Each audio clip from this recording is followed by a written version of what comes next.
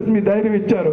ఈరోజు మీరు శారీరకంగా ఇద్దరు ప్రాణాలు కోల్పోయవచ్చు, పుల్లారావు గారు కానీ నూతక సురేష్ గారు కానీ ఇక్కడ మానసికంగా కొన్ని వేల మంది అనేది చాలా మంది చనిపోయారు సార్. ఆ విషయం మీరు గుర్తుపెట్టుకోవాలి. మీకు అర్థం కావట్లా, చంద్రబాబు నాయుడు గారి మాట శిరోధార్యం అని చెప్పేసి మీరు అంటారు, కానీ ఇక్కడ ఉన్న కార్యకర్తలు అందరూ మేమేమైపోవాలి? ఇక్కడ ఉన్న ప్రతి ఒక్కరు ఎంతో బాధపడుతున్నారు. ఈ కష్టం ఎవరు చెప్పుకోవాలి? వచ్చిన వాడికి మా కష్టం తెలిసిద్దా? రేపు వచ్చి వాళ్ళు వచ్చి మా మీద పెత్తనం చేస్తారా?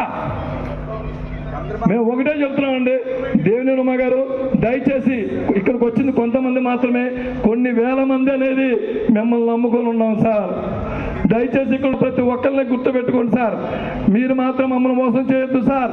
మీ యొక్క అక్కడ, ఎందుకంటే మీకు బాబు గారు అంటే దైవం, బాబు గారు అంటే ప్రాణం.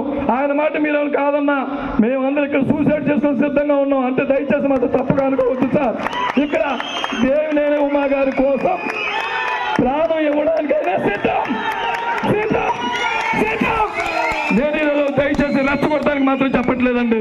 ప్రతి ఒక్క మనోబాధ ఎంత కష్టపడ్డామో ఏంటో అనే ప్రతి ఒక్కరికి ఈ బాధ అనేది మీకు మాత్రమే తెలుసు.